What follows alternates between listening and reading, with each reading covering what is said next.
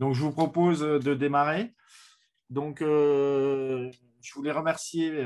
Ce soir, on va parler de comment communiquer sur les réseaux sociaux pour un club, pourquoi c'est important aujourd'hui, comment le faire, parce que c'est vrai qu'on se rend compte qu'aujourd'hui, la communication est vraiment une des clés des fonctionnements des structures, qu'elles soient professionnelles, mais aussi et surtout au niveau amateur.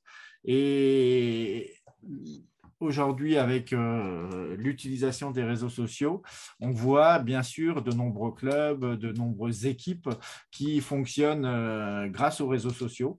Et là, en fait, j'ai invité Patrice Ribaton qui avait déjà participé au One Days pour ceux qui y avaient assisté et qui est un formateur de management du sport. Entre autres, il a différentes casquettes, mais celle-ci est très intéressante. Il intervient dans des écoles de management du sport, justement pour former les futurs salariés de clubs, par exemple, pas que, mais les personnes qui vont intervenir dans les structures sportives pour essayer justement de faire en sorte que ces structures puissent se développer.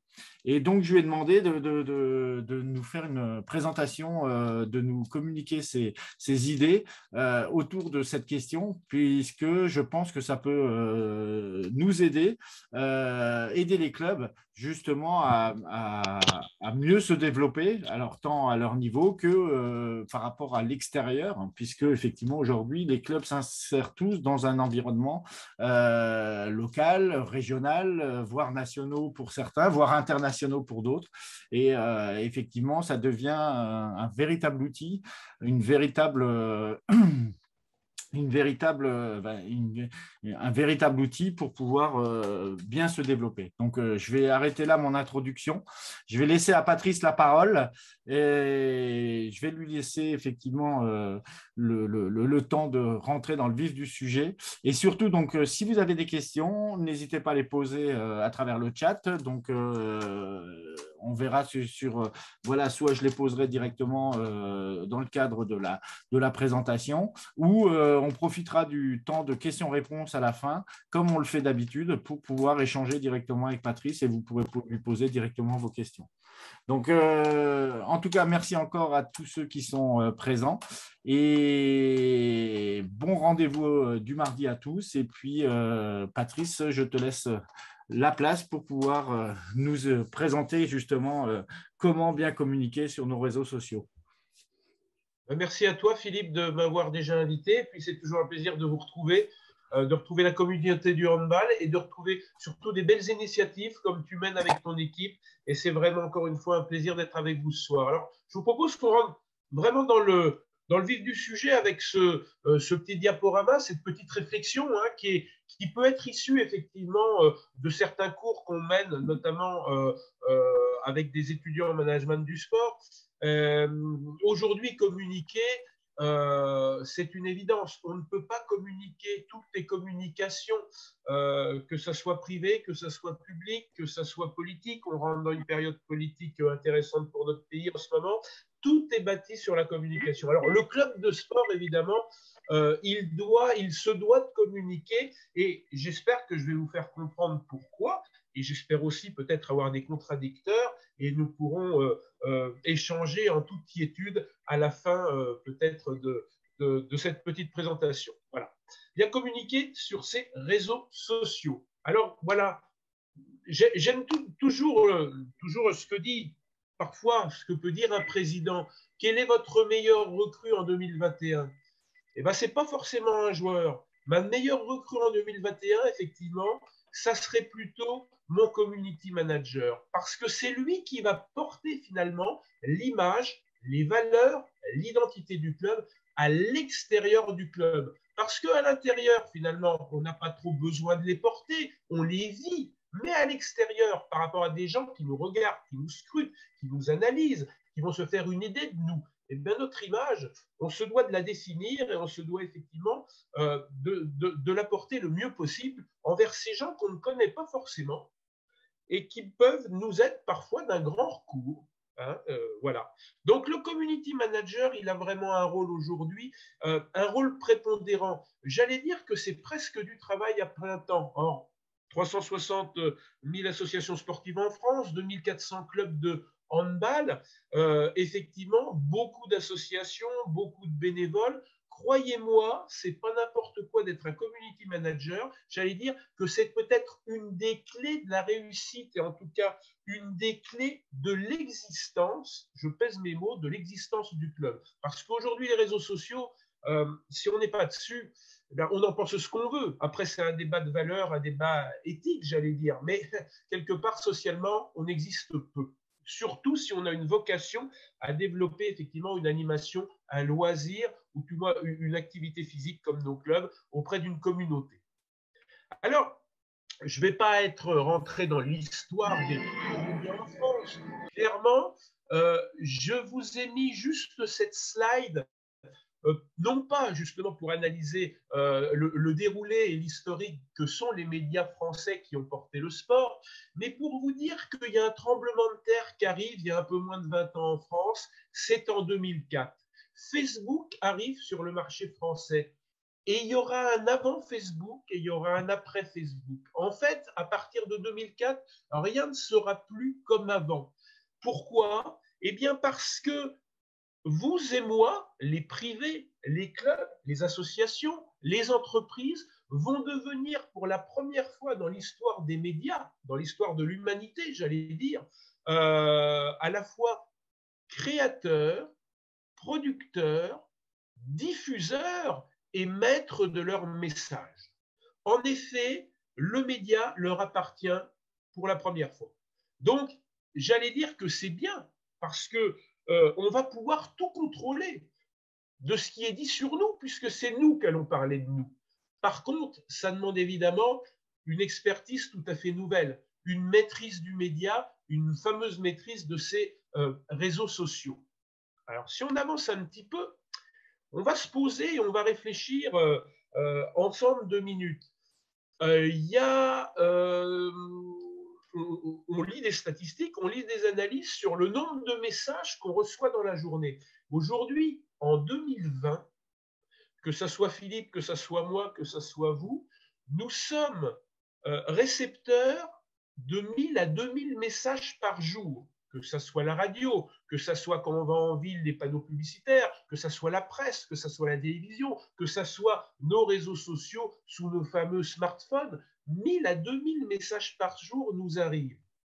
Le cerveau, on va parler un petit peu du cognitif, le cerveau, il en perçoit clairement entre 30 et 80 seulement. Et puis, effectivement, ils sont bien moins nombreux, ces messages, à influencer notre comportement. Or, nous, si on est sur un réseau social, ce qu'on veut, effectivement, c'est nous exposer, c'est une vitrine, mais c'est aussi quelque part activer une communauté qu'on connaît ou qu'on ne connaît pas pour qu'elle nous rejoigne, pour qu'elle nous rende service, pour qu'elle soit un levier aussi de notre développement. On en est là. Donc, vous voyez, personne ne nous attend et on a intérêt à être très bon sur nos réseaux sociaux. Les réseaux sociaux sont en 2021, comme je vous ai dit, la preuve et le style de notre existence. C'est un peu fort parce qu'on a bien l'impression qu'on existe effectivement dans notre vie privée par bien autre chose que nos médias sociaux. Il n'en reste pas moins, et les nouvelles générations le savent peut-être encore plus que nous parce qu'ils sont nés avec, ils le vivent au quotidien. Eh bien, je pèse mes mots, exister sans être sur des réseaux sociaux, j'ai un doute. J'ai un doute justement sur une existence sociale, sur une existence communautaire. Donc, vous voyez, tout l'enjeu va être effectivement de bien exister et de bien savoir ce qu'on y fait et les fameuses questions ouvertes. Qu'est-ce que je veux dire? Pourquoi je veux dire? Quels sont mes objectifs? Quelle cible je veux toucher? Évidemment. Alors les médias sociaux, excusez-moi, mais c'est un peu le marché, le bazar de l'hôtel de ville. Hein. Il y a ceux qu'on connaît, et puis il y a ceux que les autres connaissent, et puis il y a ceux qu'on ne connaît pas encore. Donc c'est très difficile. Alors, si vous voulez, très difficile parce que chaque média social a une fonction particulière. Moi, j'en sélectionne deux parce que comme je dis, j'ai 44 ans et que j'ai bien d'autres choses à faire, effectivement, d'exister sur un média social, mais néanmoins, j'existe aussi sur un média social parce que créer du réseau, c'est aussi un levier d'activité. Et moi, j'en ai sélectionné deux. J'ai sélectionné Facebook et LinkedIn. Et vous allez voir que ce n'est pas du tout la même chose, mais vous le savez déjà. Facebook, c'est quoi? Eh bien, Facebook, c'est un réseau social qui va me permettre effectivement de, de communiquer auprès d'une communauté très large et j'allais dire imprécise. Alors, Facebook sert à constituer une communauté sociale en reliant des amis et en partageant le même centre d'intérêt. Les amis, je l'ai bien entendu mis entre guillemets parce qu'il faudra définir ce que c'est. Et ça, je vous laisserai définir à chacun ce que c'est le mot ami, évidemment. Facebook permet de diffuser en temps réel des informations à mi-chemin finalement entre une messagerie et un blog. C'est de l'instantané, c'est du grand public, il faut que ça soit impactant et c'est pour ça que c'est de l'instantané. Et encore une fois, la cible est assez imprécise. Le deuxième média sur lequel j'ai désiré faire ce focus, parce qu'on les connaît, ces deux médias, tous, on les pratique au quotidien, eh bien, c'est LinkedIn. Et là, LinkedIn, je suis beaucoup plus sur un message, sur un média, sur un vecteur, sur un diffuseur qui va me permettre de créer de l'interactivité, de la synergie, du réseau dans un cadre professionnel. Donc, vous voyez, d'un côté Facebook, c'est une vitrine très globale, très vulgarisée, très populaire finalement, mais au sens noble du terme, hein, très populaire de ce que je veux montrer de mon club. Par contre, effectivement, si j'ai des idées, si je veux rentrer en communication avec quelqu'un, et pour parler de Philippe, on s'est rencontrés sur LinkedIn, évidemment, eh bien, on va privilégier effectivement LinkedIn et on privilégiera certainement pas Facebook. Voilà déjà une grande dichotomie entre deux réseaux sociaux qui n'ont pas la même cible et donc qui n'ont pas la même utilité. Alors oui, là j'ai mis attention, bien différencier vos supports en deux intentions. Ma communication interne, celle que je veux diriger envers mes licenciés, envers mes bénévoles, envers mes techniciens, eh bien, je la mettrai sur Facebook, mais je la mettrai sur une page fermée parce qu'on ne lave pas son linge en famille, j'allais dire. Et si on a des choses à se dire, des choses positives, bien sûr, eh bien, on se les dit entre nous parce que ça n'intéresse personne. Donc, ça sera bien Facebook qui sera utilisé, pourquoi pas, mais en tout cas sur une page fermée, une page réservée. Parfois, on voit effectivement sur Facebook des gens qui s'interpellent, des gens qui entament une discussion. J'allais dire, ça ne se fait pas. Ça ne se fait pas, et ce n'est pas par principe débile que je dis ça ne se fait pas, c'est parce que les autres n'ont pas à savoir nos relations. Vous voyez, si c'est professionnel ou si c'est interne au club, si c'est professionnel, on va parler de LinkedIn, si c'est interne au club, en tout cas, je privilégie une page fermée, le grand public n'a pas à assister, effectivement. C'est un peu de l'exhibitionnisme, sinon, vous voyez, toute proportion gardée, je m'entends. Mais en tout cas, ce qui se passe dans la famille club doit rester dans la famille club. Par contre, effectivement, la communication externe, alors là, je privilégie Facebook au niveau du grand public, au niveau du supporter, au niveau des fans, sur une page ouverte, évidemment. Et puis tout ce qui est professionnel, je l'ai dit, la répétition est toujours une vertu pédagogique, donc je me répète, effectivement, on va privilégier LinkedIn pour créer de l'efficience, pour créer de la connexion, du maillage du réseau, et pourquoi pas pour s'allier ensemble avec des entreprises, avec des partenaires, avec d'autres techniciens, avec d'autres décideurs peut-être associatifs qui vont me permettre de m'enrichir. Mais en tout cas, là aussi, on est dans le privé et on est dans le professionnel. Donc, vous voyez, page Facebook grand public, page Facebook fermée pour la famille club, pour des messages, pour des horaires éventuellement d'entraînement ou des messages internes, et puis LinkedIn qui va être vraiment réservé à une communication professionnel. Le message, c'est important. Tout est communication. Tout est vraiment communication, comme je l'ai dit dans l'introduction de cette petite présentation. Et voyez, il faut peser nos mots, il faut peser nos images, parce que parfois, on communique et les choses vont être prises différemment qu'on a voulu les communiquer, j'allais dire. Ou alors, on communique sur quelque chose, mais il y a un second degré. On a envie de dire autre chose. Alors, va nous falloir effectivement faire une différenciation entre l'implicite et l'explicite. C'est fondamental. Qu'est-ce que je veux dire directement avec des mots simples et impactants? C'est la chose qui sera explicite. C'est le message premier degré. Qu'est-ce que je peux dire en dehors de ce message, en allant plus loin que ce message, derrière ce message, peut-être avec une émotion, avec un second degré, eh bien, c'est ce qui sera dit implicitement. Et des fois, parce qu'on est naturel, parce qu'aussi on n'a pas forcément le temps, on va communiquer quelque chose, et pour nous c'est quelque chose d'explicite, mais notre public ou notre famille club va le traduire d'une autre façon, va le traduire d'une façon implicite. Tiens, pourquoi il a dit ça?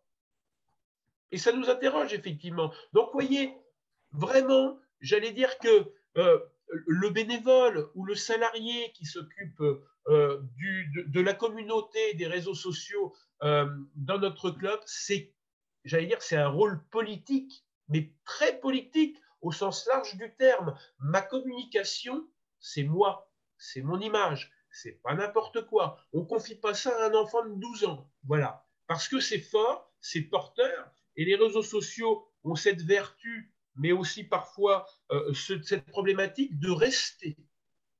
Donc on ira chercher un message que vous avez dit, même si vous n'avez pas voulu le dire comme ça, on ira vous le chercher dans votre histoire, voyez, et vous serez connoté.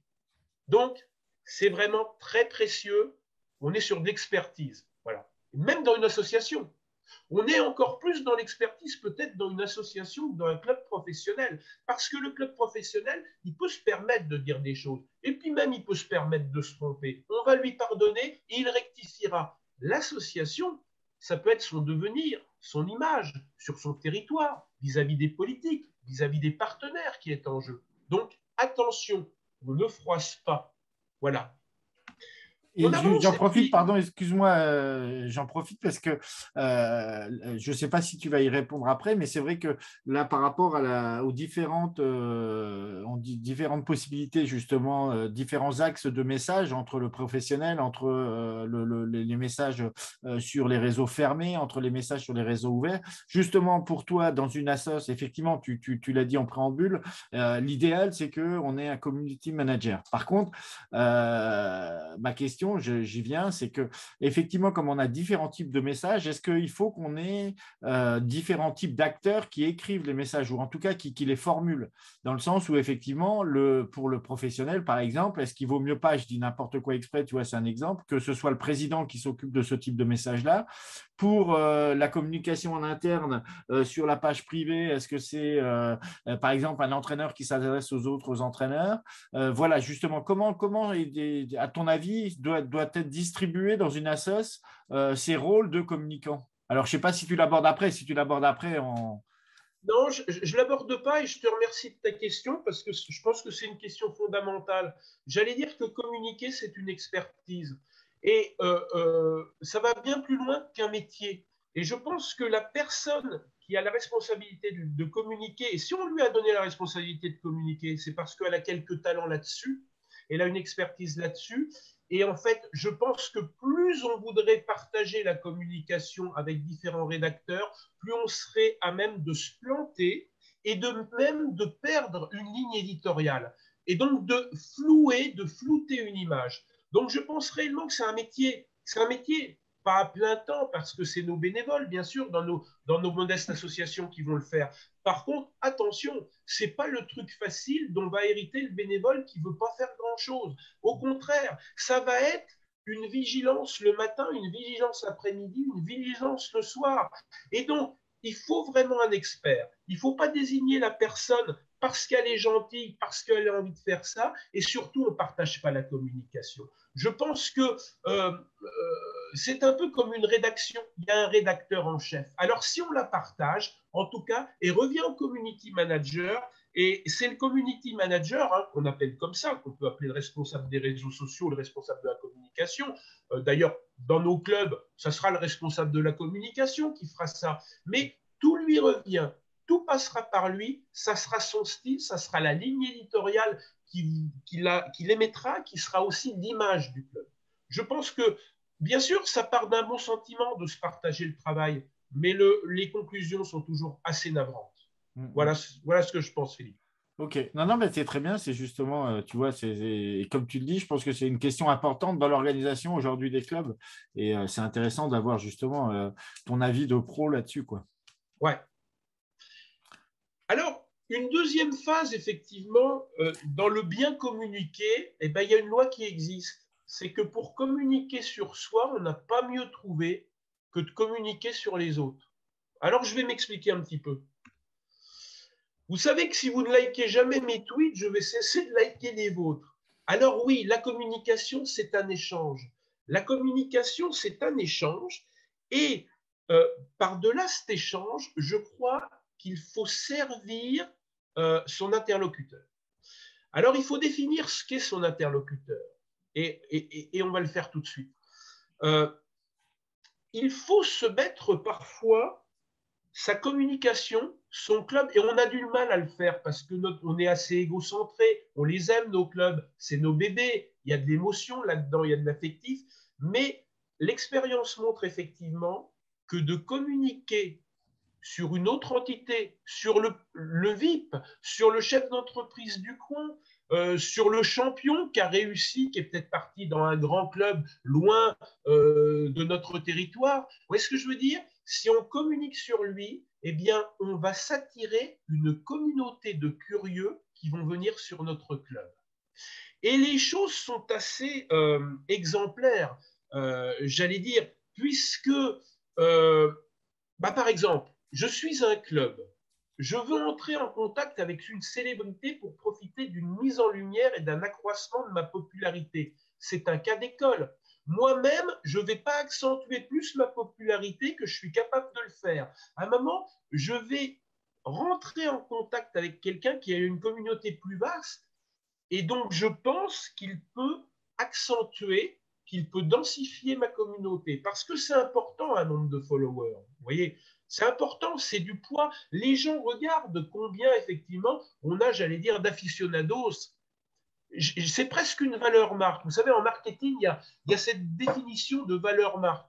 Une valeur marque, c'est, ben voilà, par exemple, tel joueur a une valeur marque, tel joueur mérite tel salaire parce qu'il a un statut. Et un autre joueur mérite un autre salaire parce qu'il a un autre parcours, un statut. Eh bien, nos associations de valeur marque. Et la mauvaise, finalement, je vais commencer, comme ça je reformulerai positivement en conclusion cet exemple, la mauvaise solution, c'est de demander à la célébrité qui peut nous apporter une communauté, qui peut être un levier de développement pour nous, de nous écrire un texte pour dire tout le bien qu'il pense de notre club. C'est nul, ça. Est-ce que tu sais, je suis assez cash, Philippe, mais ça, c'est zéro. Voilà. Par contre, la bonne méthode, c'est de communiquer sur les projets de la célébrité du coin. Hein. Si on est un petit club, on ne va pas communiquer sur un chef d'État ou sur une star internationale du rock. Par contre, si on est un gros club, on peut le faire. Hein. Eh bien, communiquer sur les projets de la célébrité, elle est flattée. Elle vient vers nous, elle nous remercie et elle partage. Et tout est là. Et le maillage commence. Et cette communauté que nous, on peut avoir de quelques centaines parfois ou de quelques milliers de followers, elle peut se trouver grossie en quelques jours, en quelques semaines, parce qu'on a fait rentrer dans le jeu en le servant, en lui offrant une visibilité, quelqu'un de connu. Sa communauté nous rejoint. Et les gens, effectivement, ils adorent qu'on parle d'eux. Hein. Vous voyez, c'est notre côté un petit peu narcissique. On a de l'amour propre, on s'aime bien. Alors, si c'est en plus, si les autres nous en envoient de l'amour, alors là, je vais vous dire, on partage avec tout le monde. Et là, la communauté, elle s'agrandit vite. Voilà. Un petit tableau qui peut sembler tout à fait anarchique comme ça, mais en fait, vous allez me suivre. deux axes. Un club qui a beaucoup d'audience et un club qui a peu d'audience. C'est l'axe horizontal. Un axe vertical, un club qui est égocentré, qui communique sur lui, et c'est très mauvais de communiquer sur soi, on saoule les gens, et un club qui est excentré, qui va communiquer sur les autres.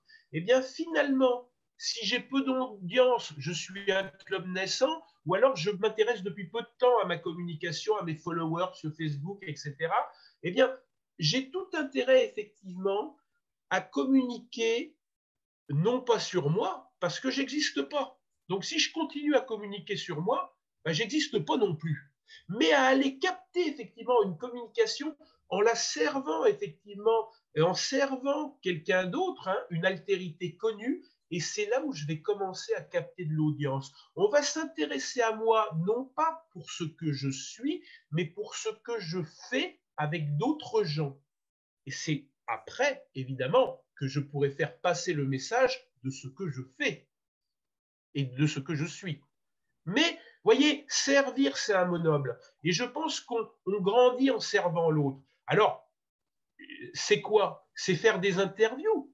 Aller chercher le handballeur qui est un petit peu connu, qui a réussi, qui joue à Nantes, à Paris ou je ne sais où, et puis il est du coin quelque part. Donc on va lui demander, il ne refusera pas effectivement de nous faire un petit interview. Et là, on verra qu'il y a plein de gens de sa communauté qui viennent effectivement sur notre site pour lire l'interview et qui partagent. Et ça commence à être intéressant parce que voilà le développement qui se met en marche.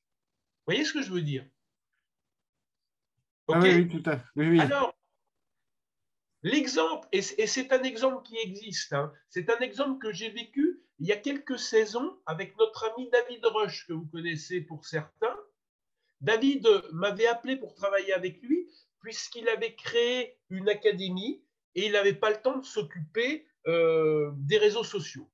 Et n'ayant pas le temps, effectivement, il était toujours à 150 followers. Et puis, il le négligeait parce que ce n'est pas le travail de David. David, c'est un technicien. Donc, il m'a dit, bah, écoute, Patrice, si tu peux faire quelque chose, fais quelque chose. Eh bien, on a fait quelque chose. On a fait quelque chose de plutôt pas mal, puisqu'effectivement, en communiquant, en donnant la parole à des techniciens, à des entraîneurs, à des célébrités, à des gens qui n'étaient pas trop éloignés du monde du sport, mais qui n'étaient pas forcément que dans le handball non plus. Il faut savoir s'ouvrir à la différence. La différence nous nourrit, la différence nous amène une valeur ajoutée. Eh bien, grosso modo, au départ, l'audience a décollé pas. Il avait 150 followers, 3 likes par publication, 350 vues. On a travaillé pendant 1 mois, 2 mois, et puis finalement, effectivement, on n'a pas demandé aux connaissances de republier, on a mis à l'honneur des connaissances, je vous disais des portraits, des interviews. Et allez, je vais vous dire, en 3 mois maximum, on est passé à 1700 followers. En moyenne, c'était 40 partages et on a atteint même une publication qui a été vue 12 000 fois.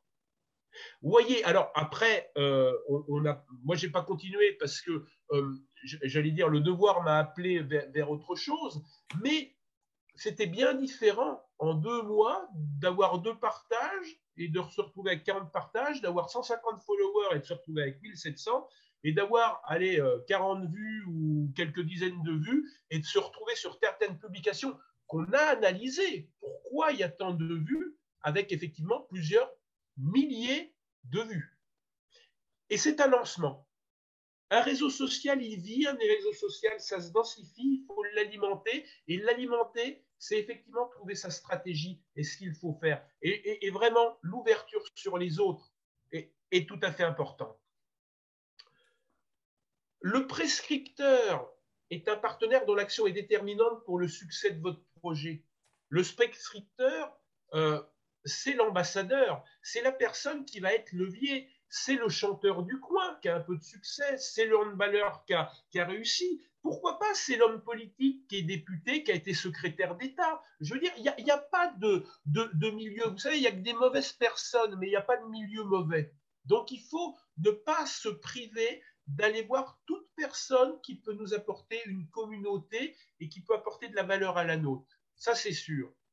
Moi, je distingue 2 niveaux de prescripteurs, 2 niveaux d'ambassadeurs, 2 niveaux de personnes dont on va faire le portrait, les interviews et qui vont nous aider à gagner du public.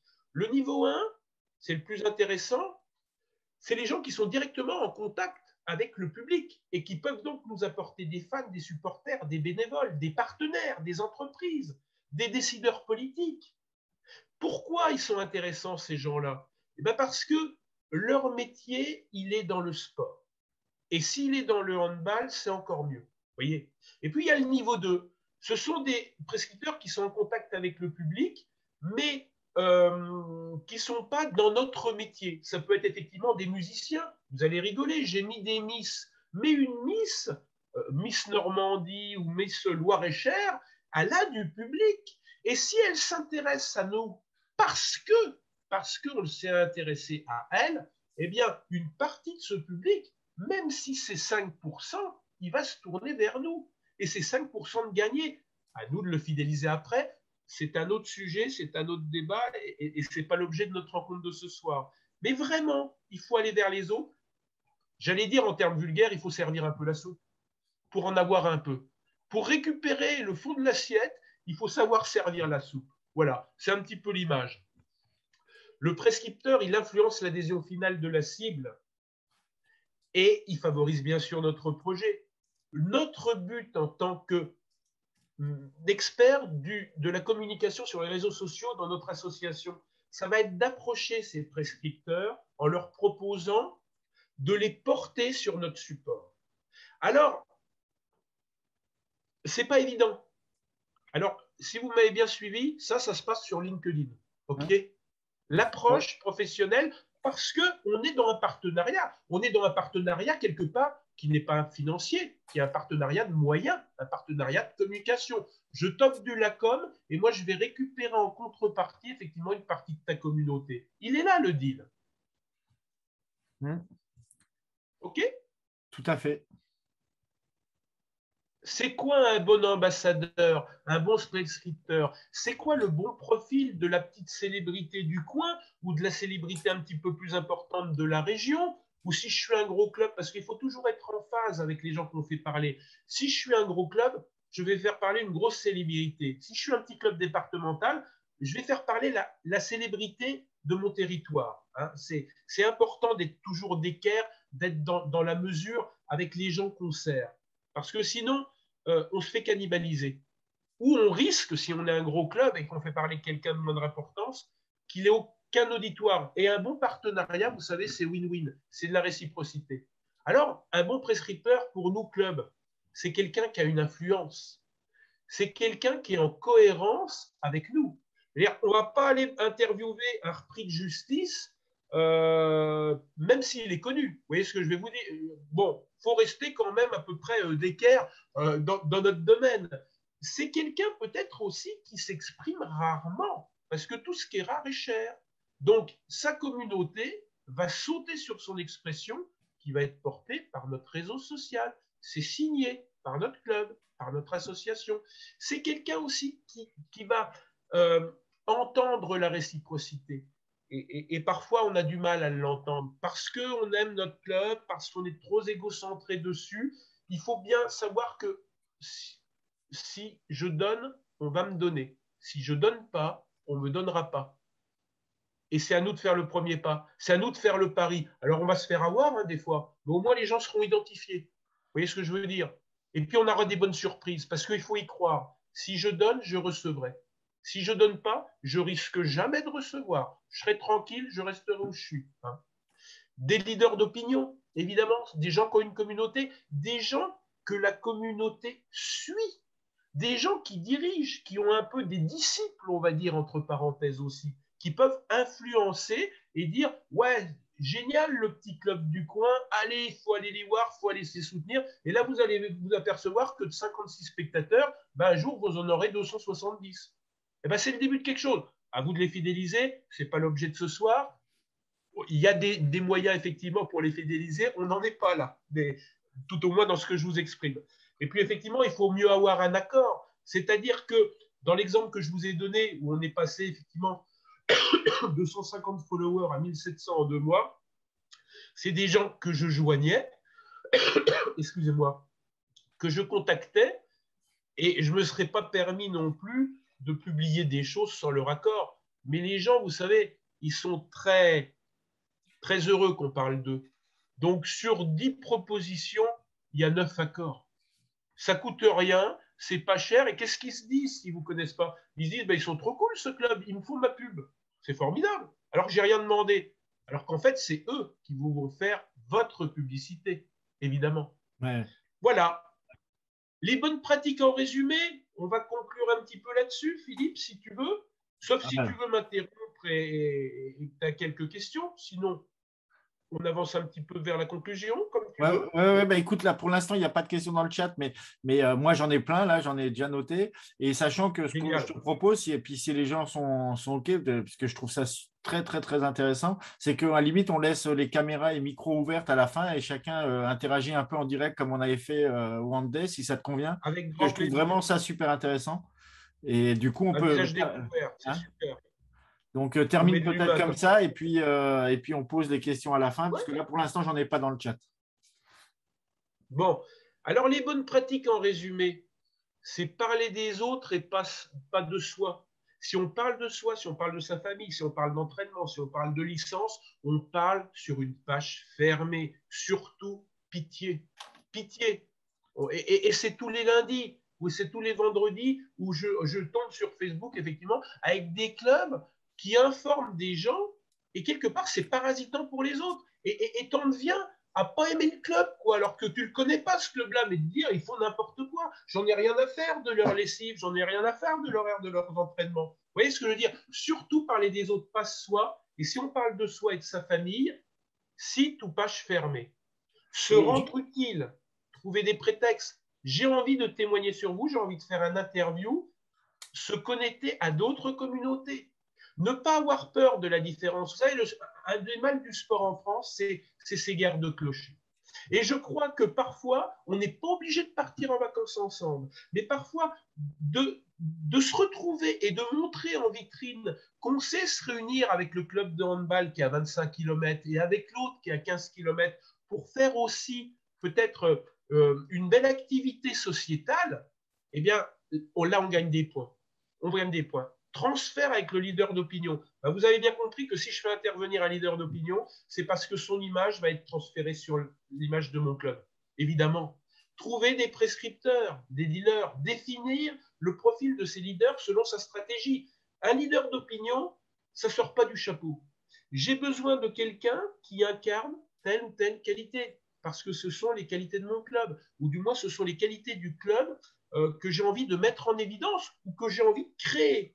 Donc, ce n'est pas une opportunité, je dirais. Ou si c'est une opportunité, ça a été réfléchi, il se trouve qu'on tombe sur la bonne personne. Mais quelque part, il y a une analyse de marché dans tout ça. Alors, vous voyez, c'est vraiment un travail d'expert. Publier des images, pas des textes seuls. Ah oui, alors ça, vous verrez, vous publiez une photo, vous avez 50 likes. Vous publiez un texte, vous avez un like. Et encore, je suis sûr que la personne l'a fait pour vous faire plaisir. Le texte, les gens n'aiment pas lire. On est un petit peu dans la patrie du livre, hein. Bien que Gutenberg soit plutôt allemand que français, mais on est un pays de livres et de culture, mais les gens ne lisent pas. Et si on regarde les réseaux sociaux, on les regarde vite, il faut que ça soit impactant. Et on met du texte, bien sûr, mais on met du texte très impactant et très concentré. Et on n'oublie pas de mettre une belle image, parce que c'est ça qui arrête le regard sur notre article. Hein. Communiquer positivement, surtout communiquer positivement. Si j'ai quelque chose à dire de négatif, ah ben je le dis à l'intérieur de ma page fermée, d'accord? Parce que sinon, c'est pas possible.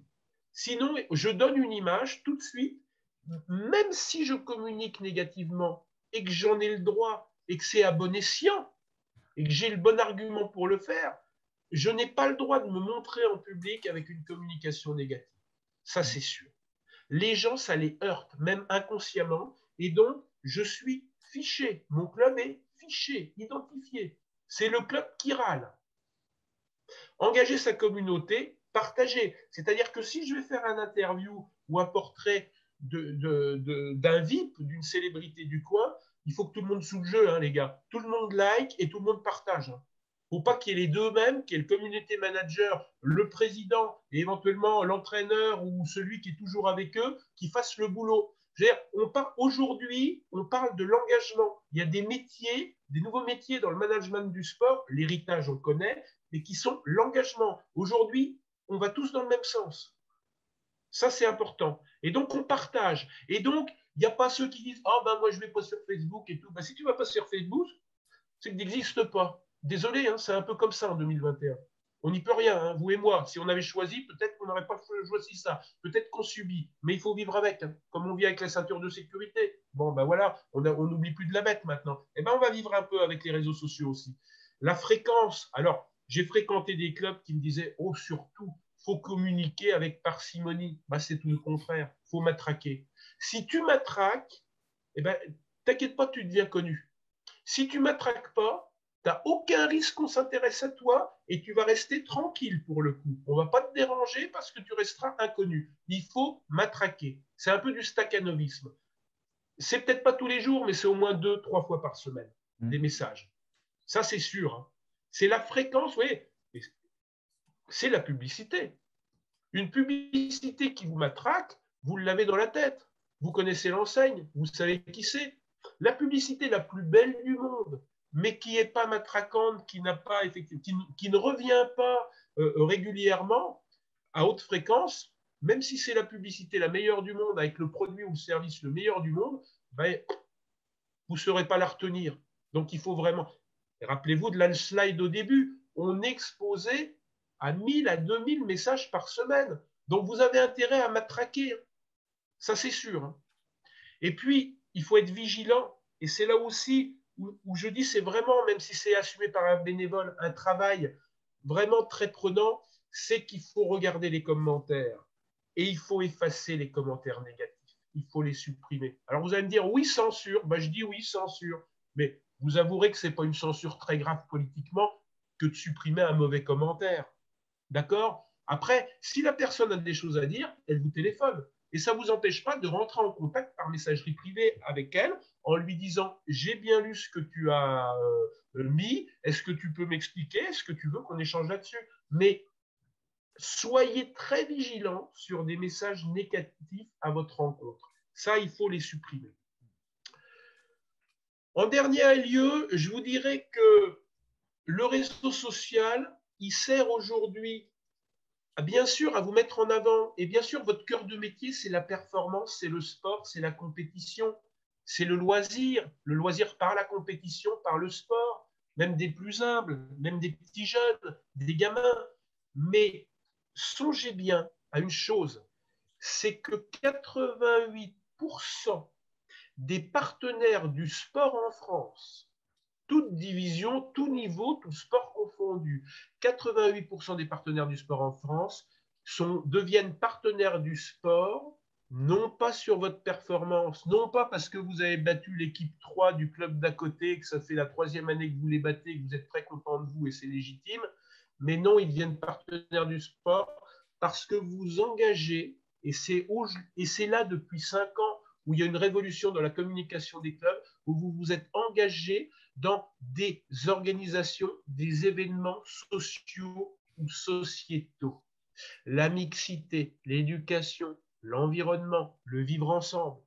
Et c'est ça qui fait venir 88% des partenaires sur le sport. Et je vais vous même dire, même plus, il y a 62% des gens qui suivent les clubs, des fans, des abonnés, même au plus haut niveau, qui expriment que si leur club lâchait des engagements sociaux ou sociétaux, ils lâcheraient peut-être leur club. Tout a changé. On est sur une nouvelle génération et plutôt qui réfléchit plutôt pas mal parce que qui réfléchit aussi collectivement. Et là, je veux dire quoi? Je veux dire que votre réseau social, il ne doit pas forcément être porteur de votre performance, de votre club, du résultat de vos équipes. Et là aussi, parfois, je me fâche et je le montre à mes étudiants le lundi matin. Vous avez tous les résultats des clubs et tout, dont tout le monde se fout. Par contre, si ce club-là, il mettait en évidence qu'il avait fait, je ne sais pas, une tombola, ou que la recette du match, elle est en partie au secours populaire ou à je ne sais quoi, eh bien, il y a des gens qui s'intéresseraient à vous et qui viendraient à vous grâce effectivement à ce vecteur que vous exposez sur les réseaux sociaux. Alors, ma conclusion, communiquer sur fond d'engagement sociétaux plus mettre à l'honneur des célébrités, intérêt démultiplié pour votre activité. Voilà, Philippe, ce que j'avais à dire aujourd'hui. Ah bah écoute, merci à toi Patrice, c'était vraiment vraiment très intéressant et si tu veux, j'ai pris plein de notes et surtout pour la première fois, puisque dans ce que j'ai monté avec les mardis d'Objectif Hand, c'est effectivement que les replays sont disponibles pour les abonnés au magazine. Par contre, je trouve que ce sujet est tellement important et tu l'as traité en tout cas une première approche qui me semble tellement intéressante que je vais en fait le mettre à la disposition de tout le monde parce que je pense que je crois que ça vaut le coup qu'un maximum de gens puissent avoir l'occasion de revoir le replay parce que je trouve que en tout cas, de mon point de vue, tu as mis le doigt sur tout un tas de choses. Et tu vois, j'allais te poser la question, c'est une des questions que je voulais te poser, c'était de savoir, effectivement, tous les lundis, on voit tous les clubs qui communiquent sur leurs résultats. Et en fait, effectivement, on est vraiment dans une communication qui n'intéresse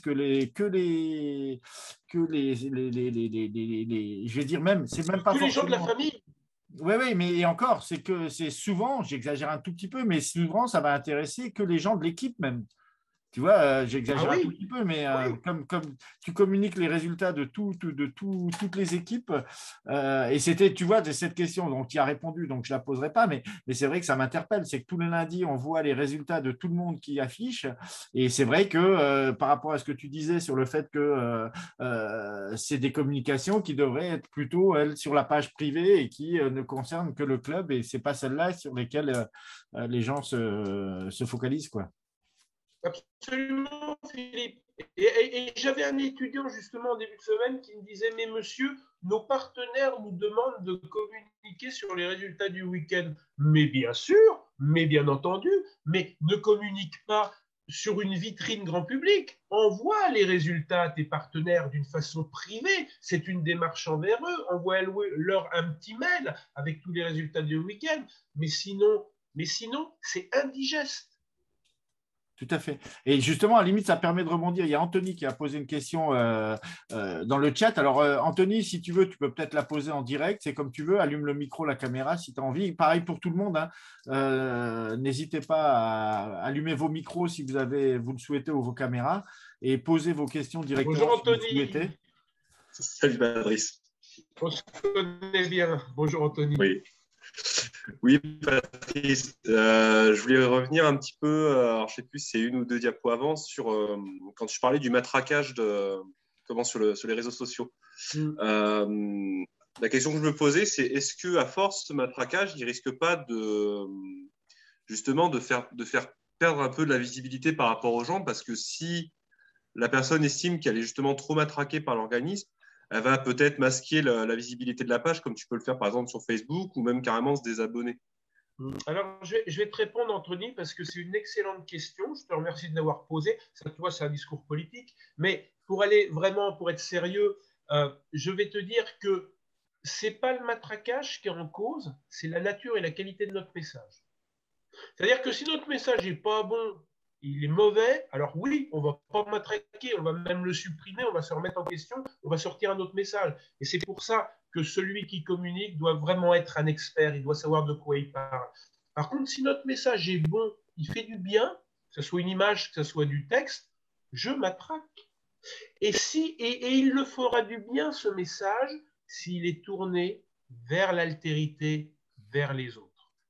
Si je parle de moi, de mes résultats, de ma qualité, du match que j'ai gagné pour la 5e année consécutive contre Romorantin ou Vierzon, j'ai rien contre Romorantin ou Vierzon, mais on parle beaucoup de Romorantin et Vierzon dans mes cours, donc voilà, on n'en a rien à faire.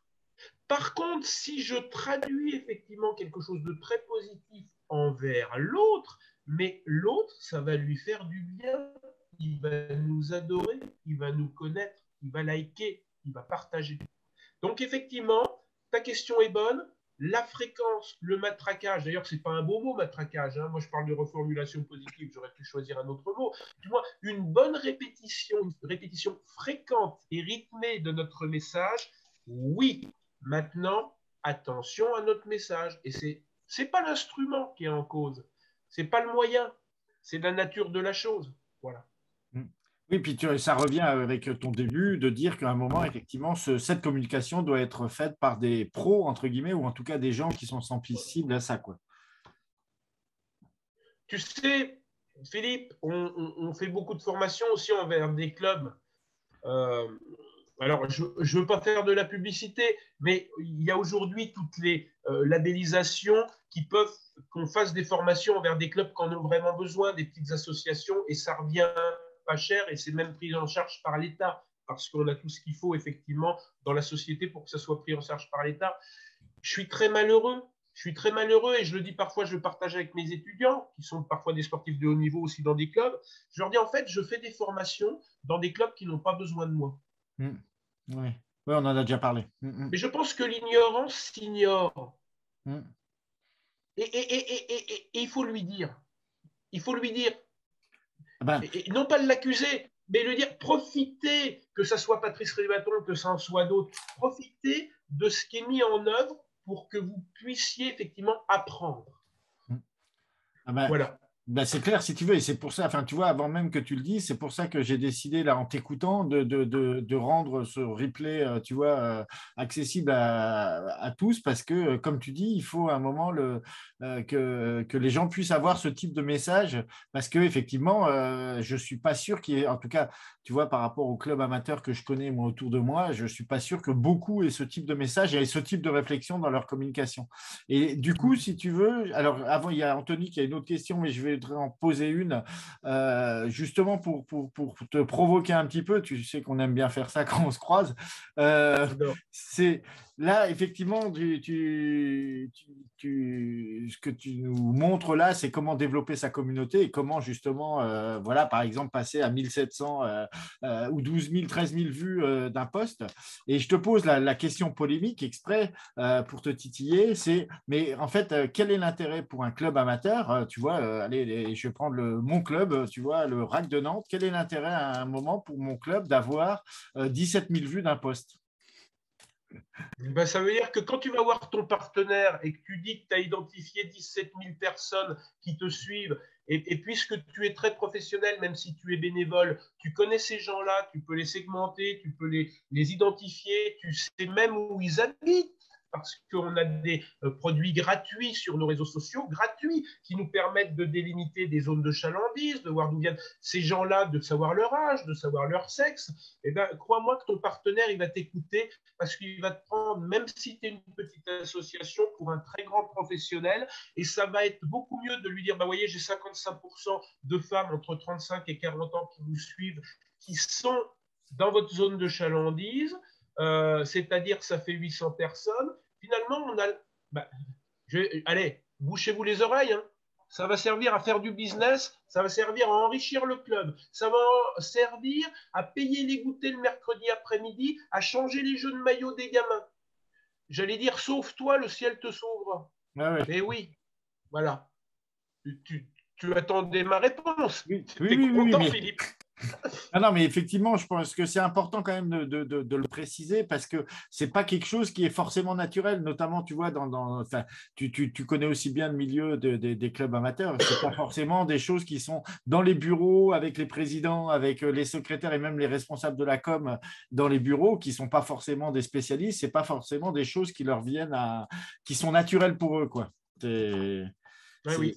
Voilà, c'est bien des soucis. Mais tu vois, Philippe, on l'a appris, on n'est pas des cerveaux, on n'est pas des génies, donc ça devrait bien venir aussi chez les autres, il n'y a pas de souci. Mais surtout que l'idée en plus, là, effectivement, l'idée de demander de nous faire cette communication, c'est pour essayer de faire en sorte qu'un maximum de personnes puissent justement avoir cet autre point de vue qui peut être très, très intéressant. Du coup, je vais en profiter, je vais faire la transition avec la question d'Anto. Tu veux la reposer, Anthony, directement ou je la pose? Vas-y, pose-la. Hein. Si tu veux. Ouais, mais je pense que tu as répondu un petit peu quelque part là à l'instant. Est-ce que le réseau, vu qu'on parlait des réseaux sociaux, est-ce que le réseau social à utiliser, est-ce que tu dois, mais c'est peut-être, comment dire, chronophage, est-ce que tu penses qu'il faut qu'il soit adapté au public ciblé, c'est-à-dire que tu vas plutôt privilégier Facebook pour toucher du grand public il y a une certaine catégorie de la population peut-être un peu plus âgée, entre guillemets, et utiliser par exemple du TikTok sur les jeunes, je ne sais pas moi, de 14-15 ans Tout à par fait, exemple. Anthony. Je crois que ce qui définit le bon réseau, c'est ce que je veux y mettre. Il y a deux choses. Ce que je veux y mettre et la cible auquel c'est destiné. Alors, c'est sûr que si je veux toucher des gamins de 12 ans, je ne vais pas aller sur LinkedIn, évidemment. Et donc, voilà, la définition de mon réseau social, c'est quelle est ma cible et quel est le message. Et là, ça va nous donner le nom du réseau social à utiliser.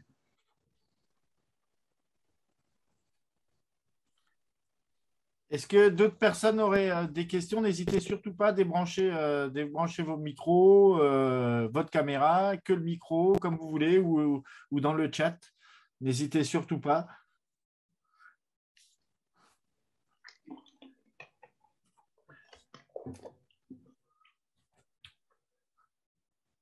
Donc moi à la limite, j'en profite, Patrice. Donc effectivement, avec toute cette base-là, on a mis en place une stratégie qui nous permet de développer justement notre communauté. Et du coup, derrière, comment on transforme? Tu vois, là, on en revient encore une fois sur la structuration des clubs. Donc, imaginons que grâce à la communication de ce soir, ils aient fait un premier pas et puis ils se disent, bah voilà, on va mettre un community manager. Mais c'est vrai que derrière, il va falloir exploiter. Si demain, on arrive avec cette communauté où on arrive à avoir 13 000 vues sur un post, comment l'exploiter derrière? Je dépasse un peu le Pour moi, cadre du sujet de ce soir, mais… Ouais, pour moi c'est le capital de l'association sportive. Il est là le capital, c'est pas notre budget. Le budget moyen d'une association sportive en France, c'est 50 000 euros ou 52 000 euros.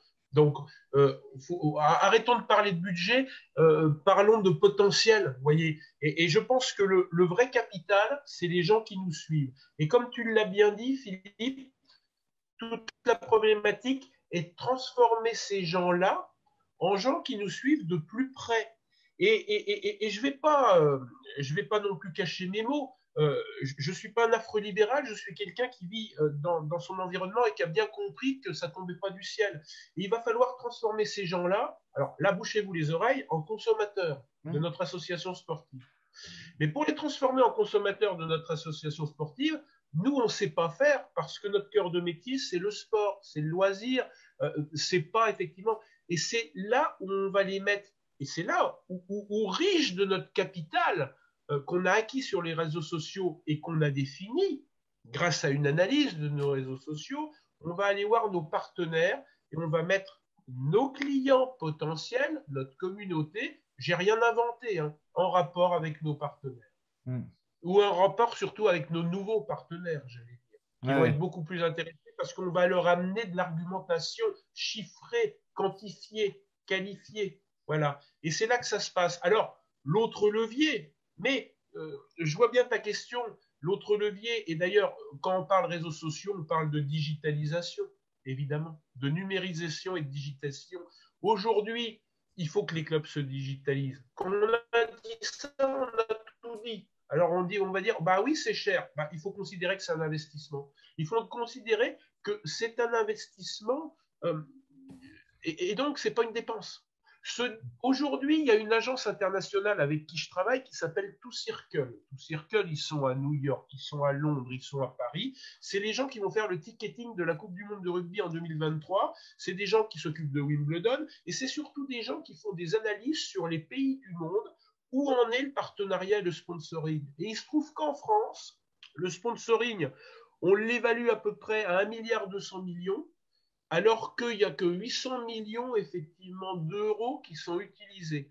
Et pourquoi? Parce que nos partenaires, ils nous disent, mais vous n'avez pas les moyens, moi je veux être en activité, moi le panneau derrière les buts ou la photo sur Facebook en début de saison, on se serre la main, j'en ai rien à faire, je veux du retour sur investissement. Ouais. Donc livrez-moi votre data, votre communauté, et là on va pouvoir travailler ensemble et je vais évaluer ce que je fais et vous allez suivre avec moi ce que l'on fait hein, comme bon travail et effectivement, vous allez avoir une valeur. Alors que votre panneau derrière les buts, oui, Si vous êtes derrière les buts au PSG, ce soir c'est un peu l'activité, et que vous avez déjà de la notoriété, évidemment vous allez prendre le panneau derrière les buts. Mais le logo dans le calendrier, mais c'est des gens qui vous font plaisir. Quelque part, ils font la charité. Vous voyez ce que je veux dire? C'est pas comme ça qu'on commence une politique commerciale, même si on est une petite association. Il faut se faire respecter. Et se faire respecter, c'est être professionnel. Donc la digitalisation, voilà.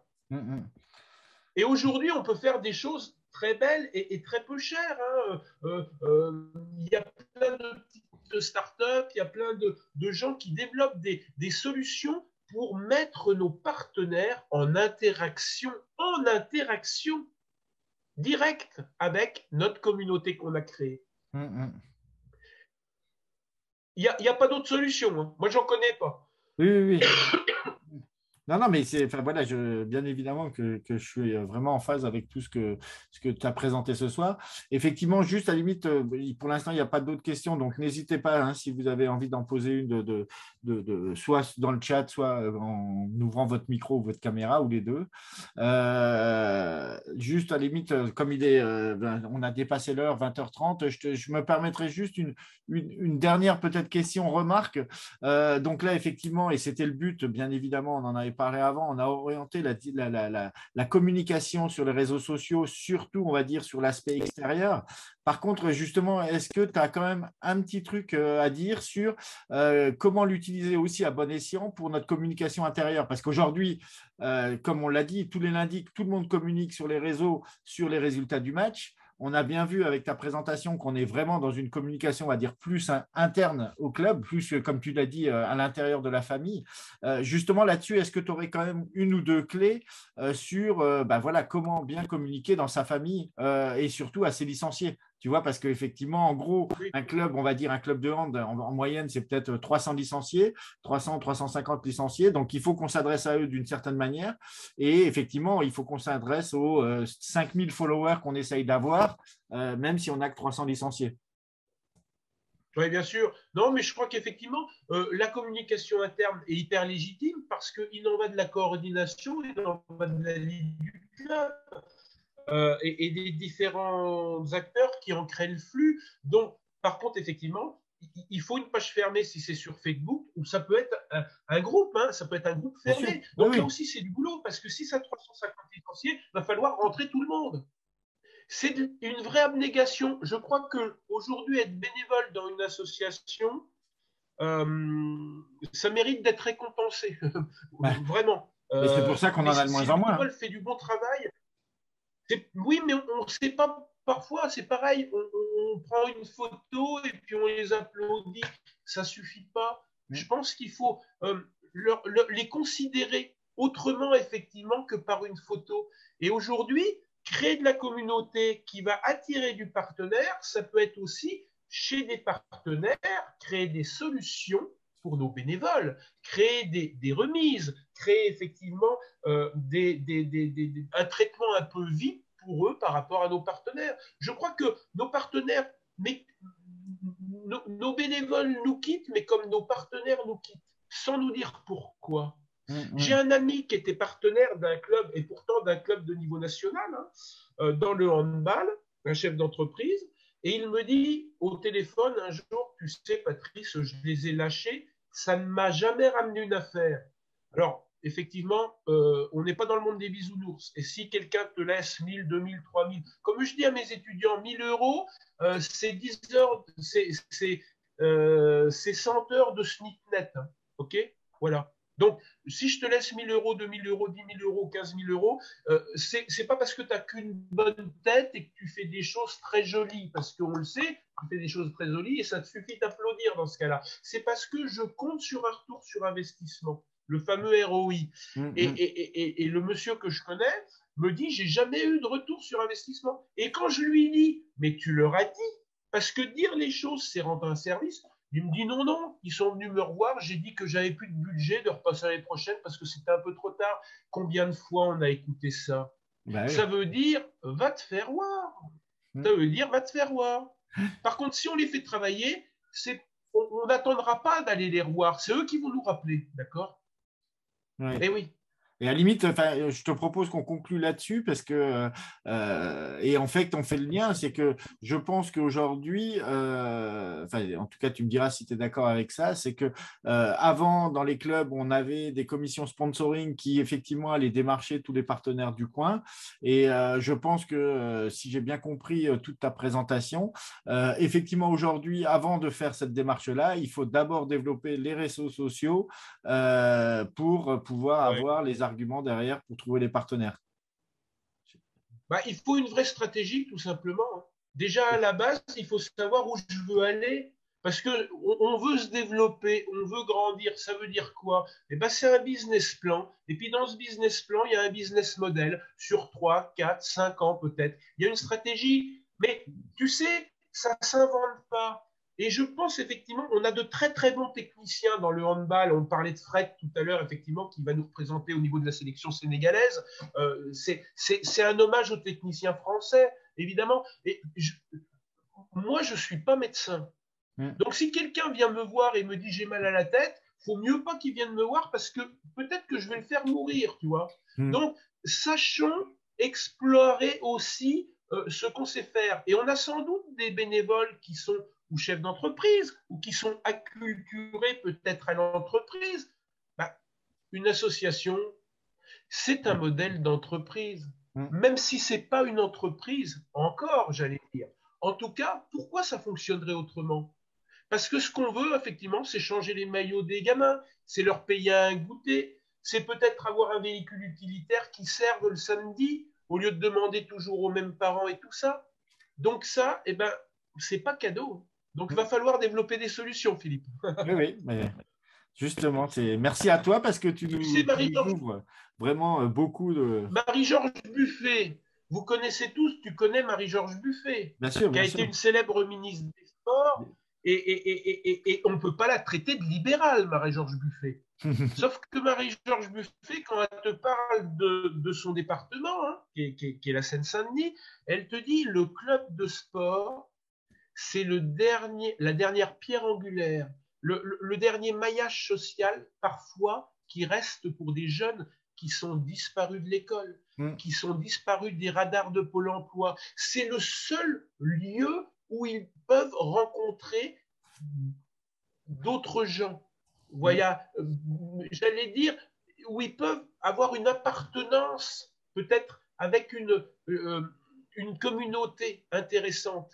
Et donc, si on va un peu plus loin, alors oui, le rôle qui incombe aujourd'hui à nos associations sportives, il est majeur. C'est plus celui seulement que de faire bien jouer au handball ou au foot ou au rugby des gamins. Ça va bien au-dessus. C'est de l'éducation au sens large du terme, c'est du maillage territorial, c'est de l'appartenance à notre pays. Voilà. Et donc ça, eh ben ça mérite qu'on se batte pour gagner de l'argent pour ces drôles-là, pour ces gamins-là. Si on le fait pas pour nous. Développer notre club, ça ne veut pas dire qu'on veut tous se payer une voiture de fonction, une Jaguar avec intérieur cuir. Développer notre club, ça veut dire que ces gamins-là, ils ont besoin de nous. Et l'État compte sur nous. Non, non, mais donc clair, ça mérite qu'on se batte pour ces gamins. Voilà. Tout à fait. Et dans ce sens-là, tu vois, aujourd'hui, j'ai vu dans le journal, effectivement, dans la région parisienne, ils ont ouvert les gymnases jusqu'à 3 heures du matin pour que les gamins, ils ne traînent pas dans la rue et ils jouent, ils fassent du sport pour éviter de sortir dans la rue. Enfin bon. Mais c'est vrai que de toute façon, tu l'as mis à la fin, c'est les engagements du comité olympique que tu as mis, les engagements RSE, le tableau rond avec les différents engagements. C'est l'ONU.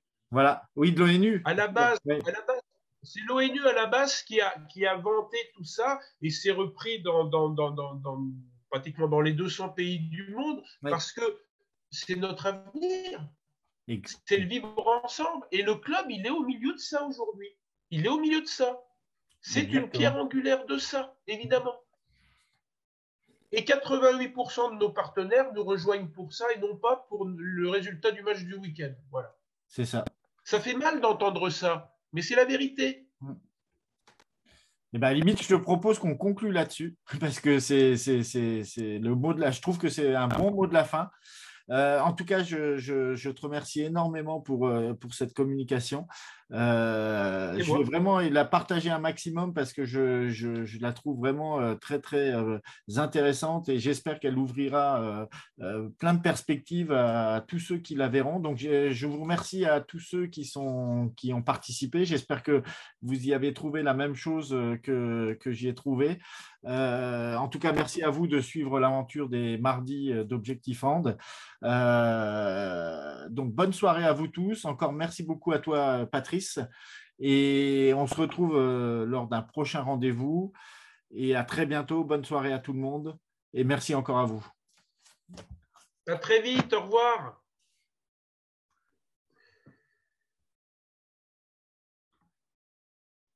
Merci beaucoup, Patrice. Merci à toi, Philippe.